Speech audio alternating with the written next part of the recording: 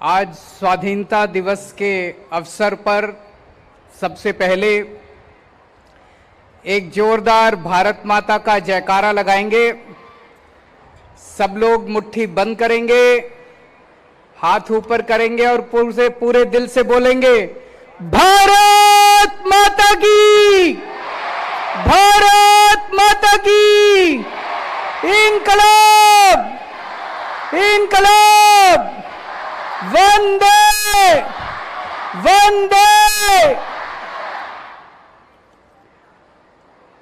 स्वाधीनता दिवस के पावन पर्व पे सभी दिल्ली वासियों को, सभी देशवासियों को बहुत बहुत शुभकामनाएं, बहुत बहुत बधाई। सबसे पहले मैं उन सभी स्वतंत्रता सेनानियों को, लाखों लाखों करोड़ों लोग जिन्होंने किस्म किस्म की कुर्बानियां देके हमारे देश को आजाद कराया, उन सब लोगों को मैं दिल से नमन करता हूं। जिन लोगों ने देश आजाद होने के बाद, उन सभी जवानों ने, जिन लोगों ने बॉर्डर के ऊपर पिछले 76 साल देश की सुरक्षा की, देश की रक्षा की और अपनी जान की बाजी लगा के देश की रक्षा की, उन सब लोगों को मैं दिल से नमन करता हूं। जिन लोगों ने पिछले 76 साल में किस्म किस्म के क्षेत्रों में, अलग अलग क्षेत्रों में दुनिया भर में भारत का नाम रोशन किया, आज स्वाधीनता पर्व के अवसर पे मैं उन सब लोगों को नमन करता हूं। अभी कुछ दिन पहले हमारी प्यारी दिल्ली में प्राकृतिक आपदा आई थी, भीषण बाढ़ आई थी। यमुना का स्तर इतना बढ़ गया था जितना आज तक दिल्ली के इतिहास में कभी उतना यमुना का स्तर नहीं बढ़ा था। लेकिन सभी दिल्लीवासियों ने मिलके दिल्ली सरकार के साथ, केंद्र सरकार की मदद से इस आपदा का सामना किया और मुझे खुशी है कि हम उस आपदा का सामना करने में सफल हुए। कुछ लोगों के घरों में क्षति हुई, उन लोगों का सामान नष्ट हो गया था। सरकार की तरफ से हम लोगों ने उन्हें हर संभव प्रयास, हर संभव सहायता देने की मदद की, कोशिश की। दोस्तों, आज स्वाधीनता दिवस का पर्व है, खुशी का मौका है, लेकिन मन का एक कोने में एक छोटी सी व्यथा है। आज मन व्यथित है। देश के कुछ हिस्सों के अंदर आज एक भाई दूसरे भाई से लड़ रहा है। मणिपुर जल रहा है। मणिपुर में एक समुदाय के लोग दूसरे समुदाय के लोगों से लड़ रहे हैं। मणिपुर में इस समुदाय के लोग उस समुदाय के लोगों को मार रहे हैं, उस समुदाय के लोग इस समुदाय के लोगों को मार रहे हैं। इस समुदाय के लोग उस समुदाय के लोगों के घर जला रहे हैं, दुकानें जला रहे हैं। उस समुदाय के लोग इस समुदाय के लोगों के घर और दुकानें जला रहे हैं। इस समुदाय के लोग उनकी महिलाओं के साथ गलत काम कर रहे हैं।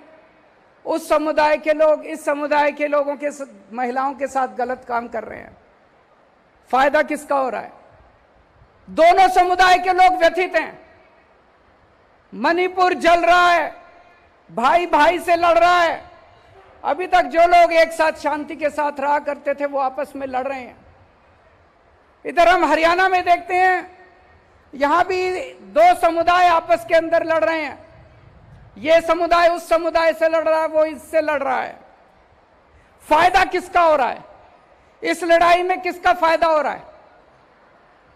हम 21वीं सदी में रह रहे हैं। यह साइंस का युग है, यह टेक्नोलॉजी का युग है। दुनिया कहीं की कहीं पहुंच गई और हम आपस में लड़ते रह गए। अगर हम आपस में लड़ेंगे, अगर भाई भाई से लड़ेगा, तो भारत विश्व गुरु कैसे बनेगा? हम लोग तो रोज कहते हैं कि भारत विश्व गुरु बनेगा, भारत विश्व गुरु बनेगा। भारत विश्व गुरु कैसे बनेगा? एक परिवार, एक पिता जिन्होंने अपनी जिंदगी में खूब पैसा कमाया, उनकी मौत हो गई। उनके 4 बच्चे हैं, चारों बच्चे आपस में लड़ रहे हैं, एक दूसरे को मारने पे आतुर हैं। क्या वो परिवार प्रगति कर सकता है? बिल्कुल नहीं कर सकता। पिताजी जो कमा के गए थे वो भी खत्म कर देगा परिवार, चारों बच्चे उसको भी उजाड़ देंगे। लेकिन एक परिवार जिसमें चारों भाई मिलके परिवार में एक साथ मोहब्बत के साथ रहते हैं, वो परिवार तरक्की करता है। अगर हमें विश्व गुरु बनना है, अगर हमें देश को तरक्की देनी है, विकास देना है, अगर हमें दुनिया में नंबर 1 देश बनना है, तो 140 करोड़ लोगों को एक परिवार की तरह रहना पड़ेगा। 140 करोड़ लोगों को एक टीम की तरह रहना पड़ेगा। आज हमारे देश के सामने इतनी समस्याएं हैं, उन समस्याओं को कैसे निपटेंगे हम अगर हम आपस में लड़ते रहे तो?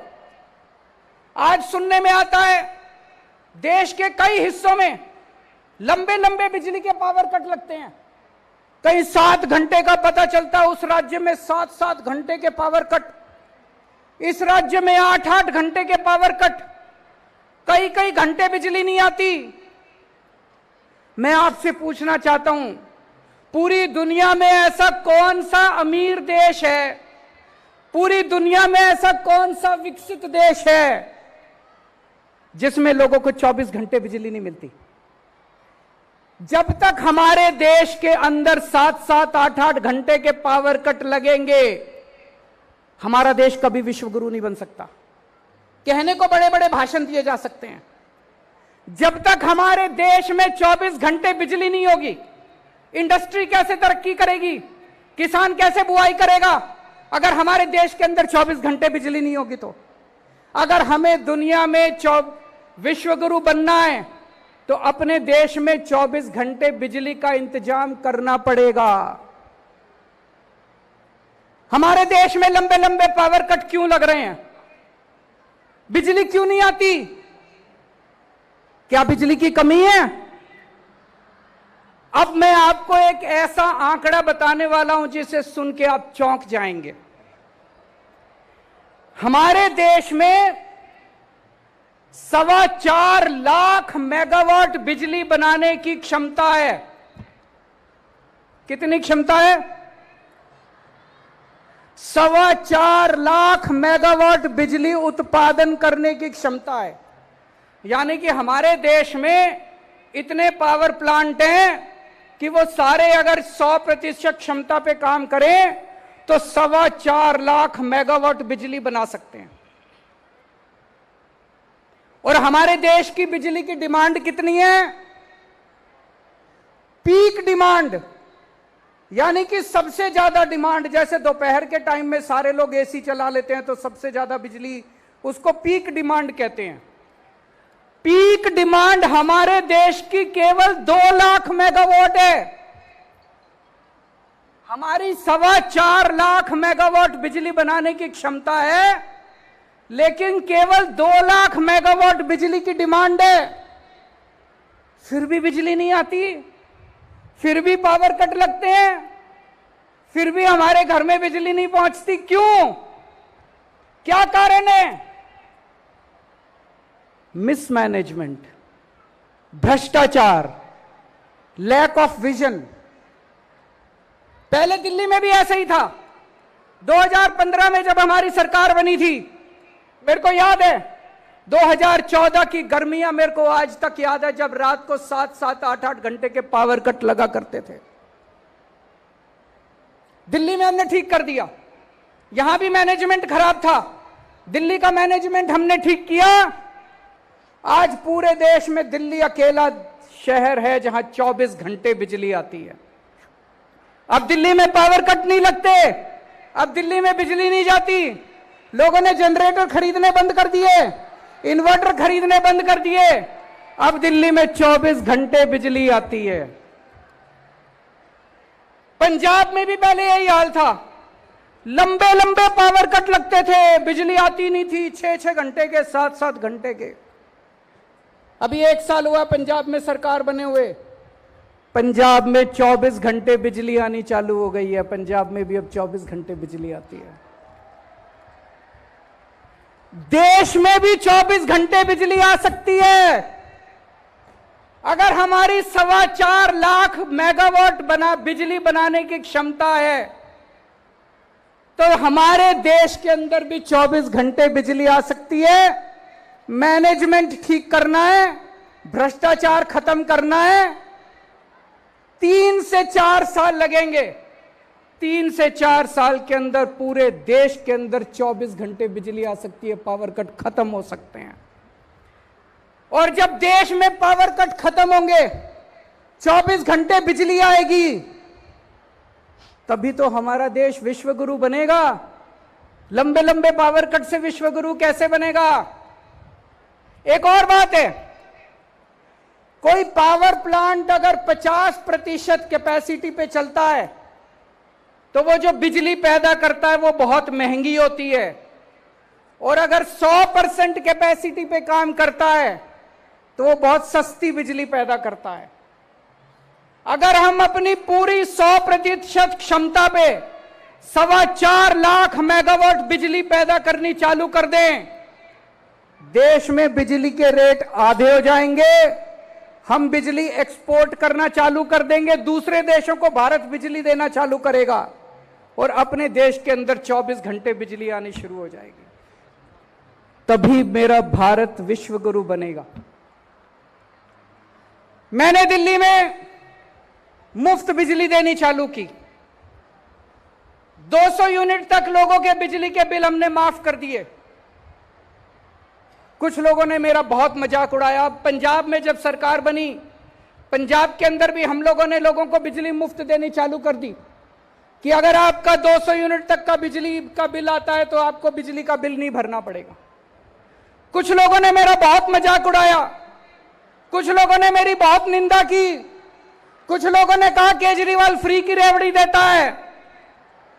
आज मैं देश के सामने 2 विकल्प रख रहा हूं। पहला विकल्प,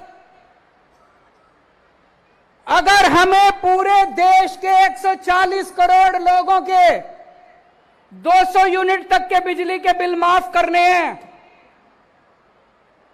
केवल 1.5 लाख करोड़ रुपए का खर्चा आएगा।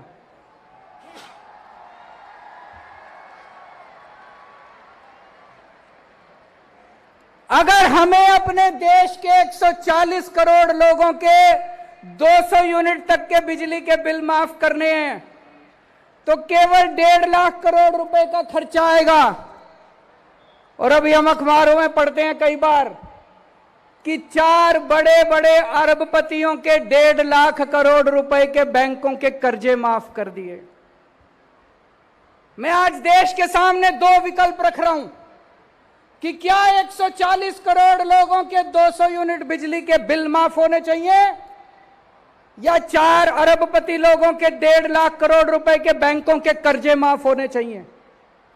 देश तय कर ले, जो देशवासी कहेंगे वही होना चाहिए। एक और बात मैं आपसे प्रश्न पूछना चाहता हूं, जब तक हमारे देश में पैदा होने वाले हर बच्चे को अच्छी शिक्षा नहीं मिलेगी, क्या हमारा देश विश्व गुरु बन सकता है? नहीं बन सकता। आप कोई अमीर देश उठा के देख लो, Japan, France, Tokyo, America, Canada, Italy, कोई यूरोपियन कंट्री उठा के देख लो, डेनमार्क, स्वीडन, कोई अमीर देश उठा के देख लो, वहां हर बच्चे को, चाहे अमीर का बच्चा हो चाहे गरीब का बच्चा हो, अच्छी से अच्छी शिक्षा मिलती है। सरकारें शिक्षा देती हैं, गरीबों को सरकारें अच्छी से अच्छी शिक्षा देती हैं सरकारी स्कूलों में। हमारे देश में 25 करोड़ बच्चे स्कूल जाते हैं। कितने? 25 करोड़ बच्चे स्कूल जाते हैं। इनमें 17 करोड़ बच्चे सरकारी स्कूलों में जाते हैं।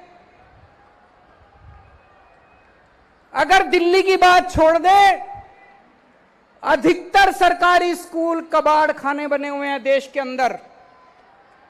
अधिकतर सरकारी स्कूल खटारा बने हुए हैं।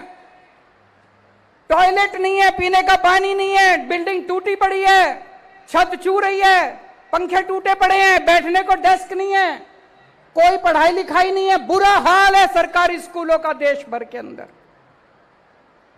अगर 17 करोड़ मेरे देश के बच्चे ऐसे सरकारी स्कूलों में पढ़ रहे हैं, शिक्षा के नाम पे उनको जीरो, क्या मेरा देश विश्व गुरु बन सकता है? नहीं बन सकता। जब तक एक एक बच्चे को अच्छी से अच्छी शिक्षा नहीं दी जाएगी, तब तक हमारा देश विश्व गुरु नहीं बन सकता। केंद्र सरकार ने अभी एक कार्यक्रम शुरू किया है। पूरे देश में 14,500 सरकारी स्कूलों को ठीक करने का 5,000 करोड़ रुपए खर्च करके 14,500 सरकारी स्कूल केंद्र सरकार ठीक करेगी। पर पूरे देश में तो 10 लाख सरकारी स्कूल हैं। 10 लाख सरकारी स्कूल। 5 साल में अगर हम 14,500 स्कूल ठीक करेंगे तो 10 लाख सरकारी स्कूल ठीक करने में तो 150-200 साल लग जाएंगे। आज मैं आपके सामने एक प्लान रख रहा हूं।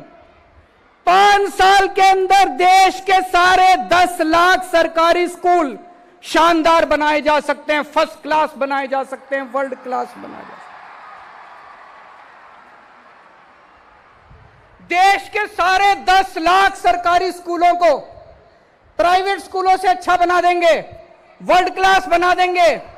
जैसे दिल्ली के सरकारी स्कूल चमका दिए, आज दिल्ली के सरकारी स्कूल प्राइवेट स्कूलों को पीछे छोड़ रहे हैं। दिल्ली के सरकारी स्कूलों के नतीजे प्राइवेट स्कूलों से ज्यादा अच्छे आ रहे हैं। हमें करना आता है। पहले दिल्ली के सरकारी स्कूल ठीक किए, अब पंजाब के सरकारी स्कूल शानदार बनाए जा रहे हैं। जो खर्च हम लोगों ने दिल्ली में किया सरकारी स्कूलों को ठीक करने का, मैंने सारा हिसाब किताब करा, जमा जोड़ किया। अपने देश के सारे 10 लाख सरकारी स्कूलों को ठीक करने के लिए 6 लाख करोड़ रुपए का खर्चा आएगा।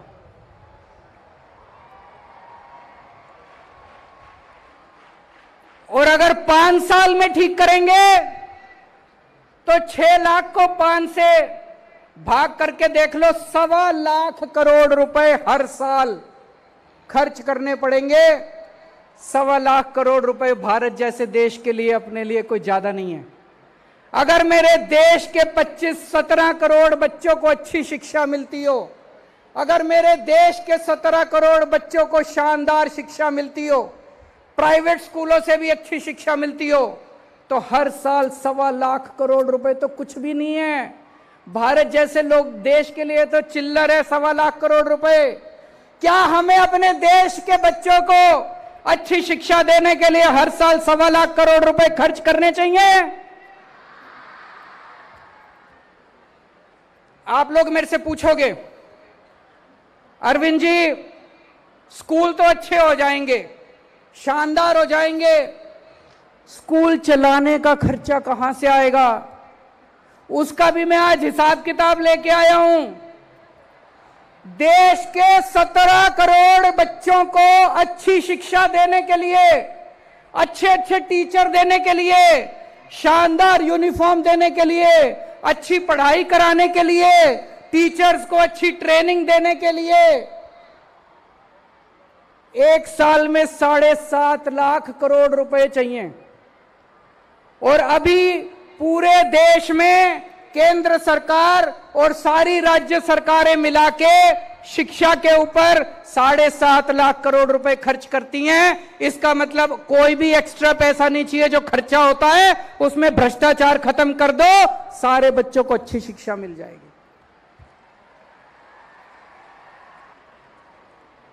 दोस्तों, मेरा सपना गरीब की गरीबी दूर करना नहीं है। ये वाले स्लोगन तो हम पता नहीं कब से दूर सुनते आ रहे हैं, गरीबी दूर करो, गरीबी दूर करो। मेरा सपना गरीब की गरीबी दूर करना नहीं है। मेरा सपना हर गरीब को अमीर बनाना है। मैं हर गरीब को अमीर बनाना चाहता हूं, और हर गरीब तब अमीर बनेगा जब उसका बेटा इंजीनियर बनेगा, जब उसका बेटा डॉक्टर बनेगा, जब उसके बेटे को शानदार शिक्षा मिलेगी। एक मजदूर के बेटे को जानता हूं, उसके पिताजी दिहाड़ी करते हैं, मुश्किल से 4-5 हजार रुपए महीना कमाते हैं। दिल्ली के अंदर 4-5 हजार रुपए महीने में कुछ नहीं होता। उसके बेटे ने सरकारी स्कूल में पढ़ते पढ़ते इस बार वो इसका एडमिशन इंजीनियरिंग में हो गया। अब जब वो बच्चा पास करके निकलेगा, 2 लाख 3 लाख रुपए महीना तनख्वाह, उसकी शुरुआत की तनख्वाह 2 लाख रुपए महीना होगी। अमीर हुआ कि नहीं हुआ उसका परिवार? उसके परिवार की गरीबी दूर नहीं हुई, उसका परिवार अमीर हो गया। जब हमारे देश में पैदा होने वाले हर बच्चे को अच्छी शिक्षा मिलने लगेगी, तब मेरा देश विश्वगुरु बनेगा। विश्वगुरु केवल भाषण देने से नहीं बनेगा। हमारे देश के अंदर आज अगर किसी के घर में कोई बीमार हो जाए, अगर थोड़ी सी सीरियस बीमारी हो जाए, सब कुछ लुट जाता है। सरकारी दिल्ली को छोड़ दें, देश के अन्य हिस्सों में सरकारी अस्पतालों का इतना बुरा हाल है, इतना बुरा हाल है, डॉक्टर आते नहीं है, मशीनें काम नहीं करती हैं, टेस्ट होते नहीं हैं, कोई इलाज नहीं होता। हर आदमी चाहता है मैं प्राइवेट में जाके इलाज कराऊं। जब तक इस देश के अंदर पैदा होने वाले हर इंसान को अच्छे से अच्छा इलाज नहीं मिलेगा, तब तक मेरा देश विश्वगुरु नहीं बन सकता। आप कोई देश उठा के देख लो, हर देश के अंदर वहां की सरकारें अपने लोगों को पूरा मुफ्त और अच्छा इलाज देती हैं। दिल्ली में हमने मोहल्ला क्लिनिक बनाए, गली गली के अंदर मोहल्ला क्लिनिक खुल गए हैं। अगर आपको छोटी सी बीमारी होती है, आप मोहल्ला क्लिनिक में जाओ, आपका इलाज हो जाता है। आपको दवाइयां मुफ्त मिलती है, आपको टेस्ट मुफ्त होते हैं, आपका इलाज हो जाता है। हमारे देश में कितने गांव ऐसे हैं, दूर दूर तक अगर छोटी सी बीमारी हो जाए, मैंने देखा है सोशल मीडिया में, आपने भी देखा होगा, 2 लोग चारपाई पे उठा के उसको इतनी दूर चलते जा रहे हैं और अस्पताल तक पहुंचने के लिए। मैंने हिसाब लगाया है, देश के कोने कोने में मोहल्ला क्लिनिक खोला जा सकता है। 1 लाख मोहल्ला क्लिनिक खोलने के लिए पूरे देश में कोने कोने में 1 लाख मोहल्ला क्लिनिक खोलने के लिए केवल 10,000 करोड़ रुपए चाहिए। 10,000 करोड़ रुपए तो कुछ भी नहीं है। 10,000 करोड़ रुपए 2 साल के अंदर पूरे देश में कोने कोने के अंदर, देश के कोने कोने में, गांव गांव के अंदर मोहल्ला क्लिनिक खोले जा सकते हैं। 1 लाख मोहल्ला क्लिनिक खोलने के लिए केवल 10,000 करोड़ रुपए चाहिए। और अगर आपको थोड़ी बड़ी बीमारी हो जाए, हमारे देश के अंदर हर जिले में जिला अस्पताल है, लेकिन आज जिला अस्पताल की बहुत बुरी हालत है। जिला अस्पताल टूटे फूटे पड़े हैं, मशीनें काम नहीं कर रही। इसका मैंने पूरा प्लान बनाया। हर जिले के जिला अस्पताल को 500 बेड अस्पताल बनाने के लिए, मल्टी स्पेशलिटी अस्पताल बनाने के लिए, मैक्स फोर्टिस अपोलो जैसा शानदार अस्पताल बनाने के लिए, पूरे देश के हर जिले में एक एक मल्टी स्पेशलिटी हॉस्पिटल खोलने के लिए केवल 1.5 लाख करोड़ रुपए चाहिए। मैं तो कई बार सोचता हूं ये 75 साल में अभी तक क्यों नहीं हुआ, हो जाना चाहिए था। इतने कम पैसे, 1.5 लाख करोड़ रुपए में पूरे देश के हर जिले के अंदर 500 multi bedded multi speciality hospital खुल सकता है। और दिल्ली के अंदर हम हर व्यक्ति को फ्री इलाज देते हैं, सारी दवाइयां फ्री, सारे टेस्ट फ्री, ऑपरेशन फ्री, सब। 140 करोड़ लोगों का फ्री इलाज करने के लिए सबको फ्री इलाज की सुविधा देने के लिए केवल 2.5 लाख करोड़ रुपए चाहिए। तो टोटल कितने हो गए? 2.5 लाख करोड़, 10,000 करोड़, 1.5 लाख करोड़, 4 लाख करोड़। आपको जान के ताज्जुब होगा, आज पूरे देश में राज्य सरकारें और केंद्र सरकार मिलके 4 लाख करोड़ रुपए खर्च करती हैं। एक नया पैसा एक्स्ट्रा नहीं चाहिए, कोई एक्स्ट्रा पैसा नहीं चाहिए। ये जो पैसा चोरी हो रहा है, भ्रष्टाचार में जा रहा है, सारा पैसा मिसमैनेजमेंट हो रहा है। जैसे दिल्ली में हमने ठीक किया, जैसे पंजाब में हमने ठीक किया, अगर पूरे देश के अंदर मैनेजमेंट ठीक कर दिया जाए तो इस देश के हर आदमी को फ्री में शानदार इलाज मिल सकता है। और जब मेरे देश के हर व्यक्ति को फ्री में शानदार इलाज मिलेगा, तभी मेरा देश विश्व गुरु बनेगा। और आप सोच के देखो, अगर हमारे सारे बिजली के प्लांट चलने लग गए, इतने सारे स्कूल खुल जाएंगे, इतने सारे अस्पताल, मोहल्ला क्लिनिक खुलेंगे, 3 करोड़ नए रोजगार पैदा होंगे। मेरे 3 करोड़ युवा साथियों को रोजगार मिलेंगे। पूरे देश में 3 करोड़ लोगों को रोजगार मिलेंगे। लोगों को सुरक्षा चक्र मिलेगा। किसी के घर में बच्चा पैदा होगा, उसे यह चिंता नहीं है मैं इसकी पढ़ाई कैसे कराऊंगा। किसी के घर में कोई बीमार होगा, उसे यह चिंता नहीं है मैं इसका इलाज कैसे कराऊंगा। किसी को अपना बिजली का बिल देने की चिंता करने की जरूरत नहीं पड़ेगी। 3-3 सुरक्षा चक्र लोगों को मिलेंगे। आज इतनी महंगाई है, अभी अभी एक सर्वे आया थोड़े दिन पहले, पूरे देश में सबसे कम महंगाई दिल्ली के अंदर है, 2%। बाकी राज्यों में 6% महंगाई है, दिल्ली में 2% महंगाई है। क्यों? क्योंकि दिल्ली में बिजली मुफ्त है, पानी मुफ्त है, शिक्षा मुफ्त है, महिलाओं का सफर मुफ्त है, इलाज मुफ्त है। इसलिए दिल्ली में सबसे कम महंगाई है। अगर हमने पूरे देश के अंदर लोगों को फ्री शिक्षा दे दी, शानदार शिक्षा दे दी, फ्री इलाज करा दिया, शानदार इलाज करा दिया, फ्री बिजली दे दी, पूरे देश में लोगों को महंगाई से छुटकारा मिलेगा। दोस्तों, पूरा देश तरक्की करेगा। तो संसाधन तो हैं हमारे पास, केवल नीयत की कमी है, विजन की कमी है, ईमानदारी की कमी है। एक ही निर्णय लेना है हम लोगों को। पिछले कुछ सालों में हमारे देश में कुछ चंद लोगों के 12 लाख करोड़ रुपए के कर्जे माफ कर दिए। 12 लाख करोड़ रुपए के कुछ चंद अरबपति लोगों के 12 लाख करोड़ रुपए के। हमारे देश को निर्णय लेना पड़ेगा कि क्या सरकारें कुछ चंद अरबपति लोगों के लिए चलनी चाहिए या 140 करोड़ लोगों के लिए चलनी चाहिए। अगर आज हम यह निर्णय लेते हैं कि 140 करोड़ लोगों के लिए चलनी चाहिए, तो देश के हर बच्चे को अच्छी शिक्षा मिल सकती है, देश के हर नागरिक को अच्छा इलाज मिल सकता है और हर परिवार को फ्री बिजली मिल सकती है। आज देश के अंदर चारों तरफ नेगेटिविटी हो गई है, मार धाड़, लड़ाई झगड़ा, नफरत। सोशल मीडिया उठा के देख लो, इतने लड़ाई झगड़े चल रहे हैं। हमें अपने देश के अंदर पॉजिटिव एनर्जी क्रिएट करनी पड़ेगी, देश के अंदर पॉजिटिव ऊर्जा लानी पड़ेगी, तभी देश तरक्की करेगा, तभी देश आगे बढ़ेगा। जब मैं मणिपुर के बारे में हम लोग सोचते थे, सुनते थे, दिल बहुत तकलीफ होता था। हमें लगता था हम क्या कर सकते हैं। हमने अपनी तरफ से एक छोटा सा काम किया। मणिपुर के कुछ लोग छोड़ छोड़ के वहां के हालात से तंग होकर दिल्ली आ गए। हमने दिल्ली में सरकारी स्कूलों में उनके बच्चों का एडमिशन करा दिया।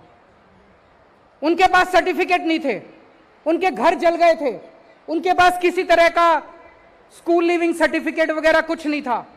हमने बिना किसी सर्टिफिकेट के लगभग 150 मणिपुर से आए हुए बच्चों का हमने अपने सरकारी स्कूलों में एडमिशन करा दिया।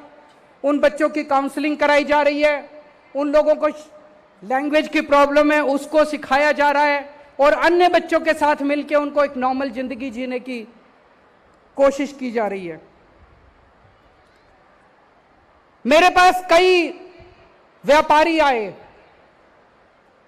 आज देश का व्यापारी बहुत दुखी है। जीएसटी इतना कॉम्प्लिकेटेड है, इतना कॉम्प्लिकेटेड है। लोग कहते हैं जी धंधा करें कि जीएसटी करें। हम 24 घंटे जीएसटी करते रहते हैं, 24 घंटे टैक्सेशन करते रहते हैं, फिर भी कहीं ना कोई गलती हो जाती है। हमारे देश का व्यापारी ईमानदारी से काम करना चाहता है, हमारे देश का उद्योगपति ईमानदारी से काम करना चाहता है, लेकिन हमने सिस्टम ऐसा बना दिया कि उसको जानबूझ के बेईमानी करनी पड़ती है।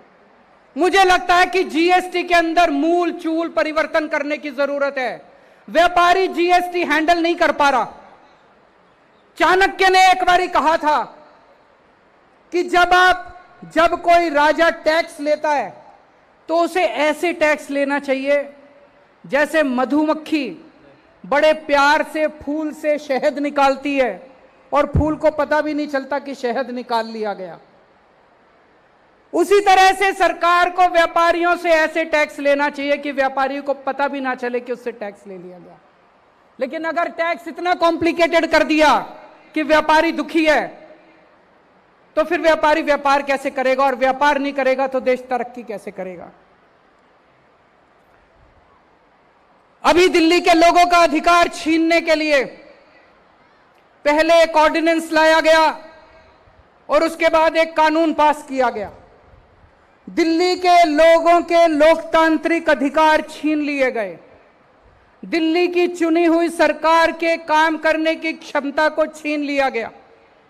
मेरे पास बहुत लोग आ रहे हैं, मुझसे पूछ रहे हैं अब आप काम कैसे करोगे। आज मैं स्वतंत्रता दिवस के पावन अवसर पे दिल्ली के 2 करोड़ लोगों को यह आश्वासन देता हूं कि जो मर्जी हो जाए, जो मर्जी पावर छीन लें, हमारे 2 काम जारी रहेंगे। एक तरफ हम पावर वापस आपको, आपकी पावर वापस दिलाएंगे, दिल्ली के 2 करोड़ लोगों को आपको अपने अधिकार वापस दिलाएंगे। इसकी लड़ाई हम सुप्रीम कोर्ट में लड़ेंगे।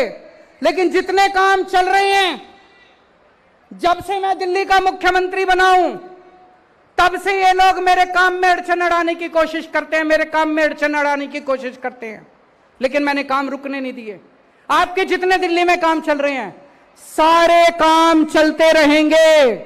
आपकी फ्री बिजली चालू रहेगी, आपके बच्चों का अच्छी शिक्षा जारी रहेगी, आपके लोगों का अच्छा इलाज जारी रहेगा, आपकी महिलाओं को फ्री सफर जारी रहेगा।